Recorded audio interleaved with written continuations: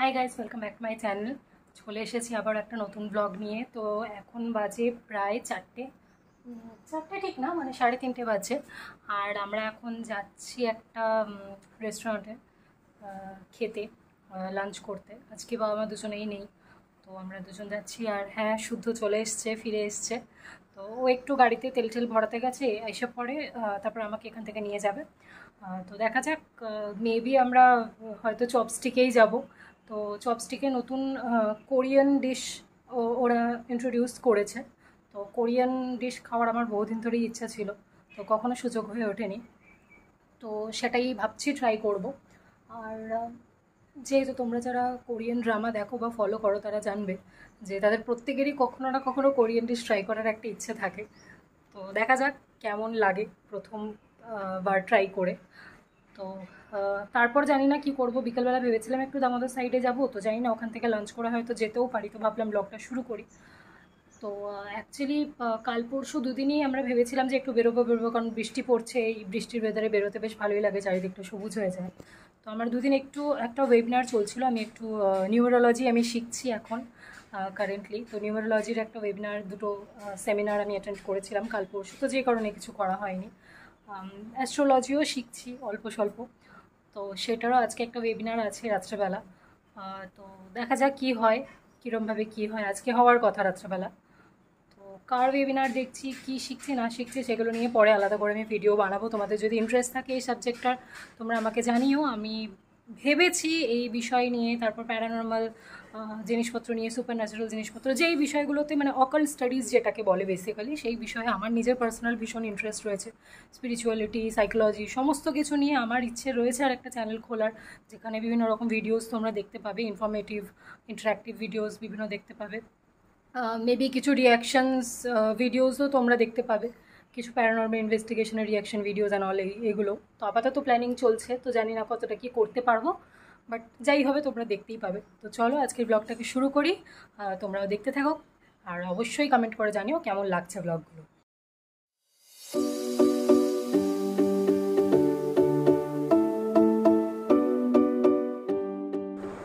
আমরা চলে গেছিলাম আমাদের ফেভারিট রেস্টুরেন্ট চপস্টিক্সে।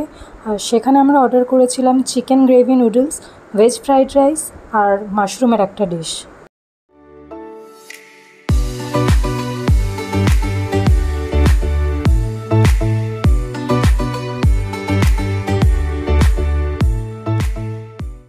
বহুদিন পরে আবার একসাথে তোমরা দেখছো।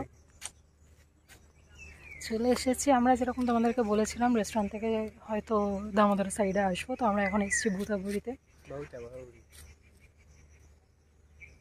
তো চলো তোমরা ঘুরে দেখো আমাদের সাথে।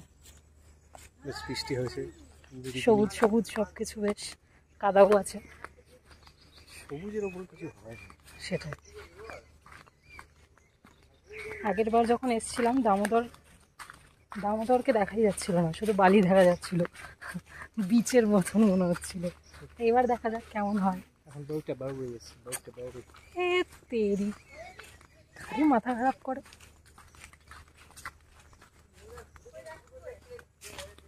তারানাথ তান্ত্রিক পরে ঘুরে এসছে।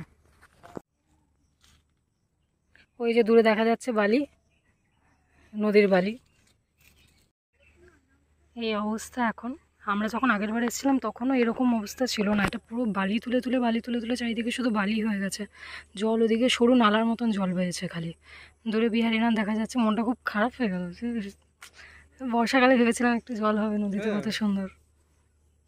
শুধু বালি, পুরো প্রপার তোমরা দেখো এখানে বালি তোলা হচ্ছে ওইদিকে। এইটা কিন্তু পুরো এই যে এখানে যে তুলছে, এটা কিন্তু চোরাই বালি পড়ছে এই গিয়ে। সব সাইকেলে নিয়ে গিয়ে চোরাই বালি অ্যাকচুয়ালি।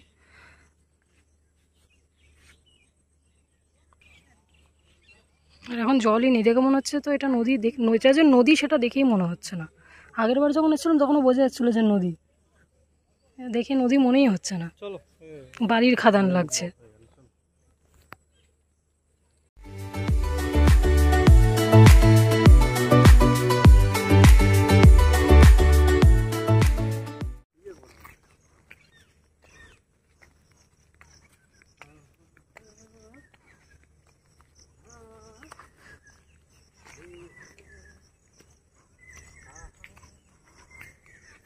আশীর্বাদ করো, রক্ষা করো, ব্যবসায় সাকসেসফুল করো, ভালোভাবে থাকতে দাও।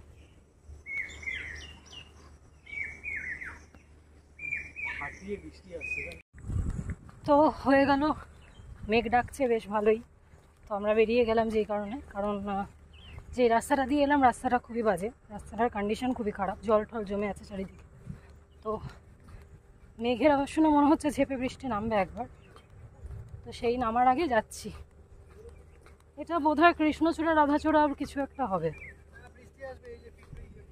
হ্যাঁ ভালো, মানে পিঁপড়ের লাইনও পড়েছে চারিদিকে, সব গর্তে ঢুকছে, আর আকাশ পুরো কালো হয়ে এসছে। হ্যাঁ কোথায়? ও ক্যাকটাস, নাইস। ওটা আসবে না গো ক্যামেরাতে, অন্ধকার হয়ে আছে তো জায়গাটা। বেশ কয়েকটা ক্যাকটাস গাছ রয়েছে সুন্দর সুন্দর। আমরা তাড়াতাড়ি করে বেরোচ্ছি। মেন কথা বৃষ্টিতে ভেজাটা না, মেন কথা হচ্ছে ওই রাস্তাটা খুব বাজে। তো আমরা ওখান থেকে ফিরে গেছি অনেকক্ষণ হলো, এখন প্রায় 1:30 বাজছে। তো আজকের ডিনারের জোগাড় করছি। বাইরে বৃষ্টি পড়ছে বেশ ভালোই বৃষ্টি পড়ছে আমরা বাড়ি ঢোকার বেশ কিছুক্ষণ পর থেকেই। তো তোমাদের কনফিউশন হতে পারে, আমরা রেস্টুরেন্টে যাওয়ার আগে আমি বলেছিলাম যে আমরা আজকে কোরিয়ান ডিশ ট্রাই করবো, কিন্তু ওখানে যাওয়ার পর দেখলাম যে ওখানে গ্রেভি নুডলস ওরা ইন্ট্রোডিউস করেছে, আর আমরা বহুদিন ভালো গ্রেভি নুডলস খাইনি। তো যে কারণে আমরা ডিসিশন চেঞ্জ করে গ্রেভি নুডলস অর্ডার করেছিলাম, আর তার সাথে মাশরুমের একটা ডিশ অর্ডার করেছিলাম। তো যাই হোক, এবার রাতেবেলা একটা চিকেনের প্রিপারেশান করবো, শর্টকাট চিকেন। তো তোমাদের সাথে ভাবলাম রেসিপিটা শেয়ার করি, যেহেতু ব্লগটা করছি তো কন্টিনিউ করে একেবারে ফটোটা করে তারপরে রাত্রেবেলা শেষ করব। তো চলো তোমরা দেখে থাকো আমি কিভাবে চিকেনের প্রিপারেশনটা করছি। প্রথমে একটু সরষের তেলে গোটা জিরে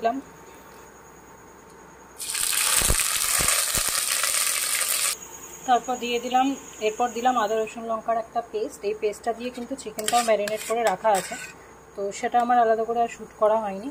চিকেনটা আদা রসুন পেঁয়াজ সব কিছু মিলিয়ে, লঙ্কা সব কিছু মিলিয়ে একটা পেস্ট দিয়ে ম্যারিনেট করা আছে।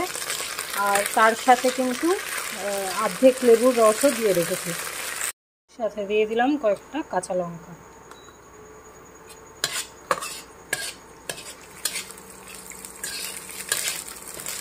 আলু আর পেঁপে আগের থেকে কেটে নুন হলুদ মেখে রাখা ছিল, তো সেটাও দিয়ে দিলাম। এরপর দিলাম হচ্ছে ম্যারিনেট করে রাখা চিকেনটা।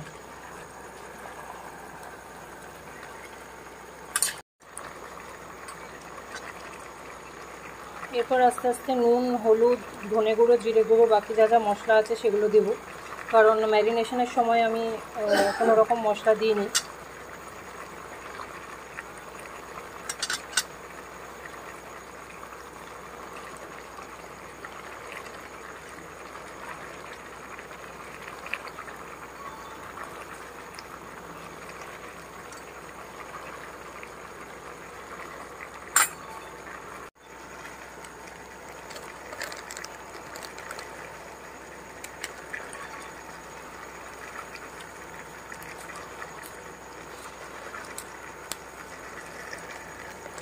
পুরোটা ভালোভাবে নাড়িয়ে এবার ঢাকা দিয়ে দেবো বেশ কিছুক্ষণ কষানোর পর কুকারে দিয়ে সিটি মেরে নেব।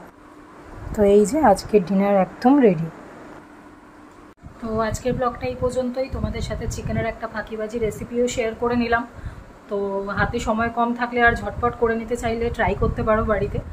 তো চলো আজকে এই পর্যন্তই, দেখা হচ্ছে খুব তাড়াতাড়ি আবার নতুন একটা ব্লগ নিয়ে। টিল দেন টেক কেয়ার, সবাই খুব খুব ভালো থেকো।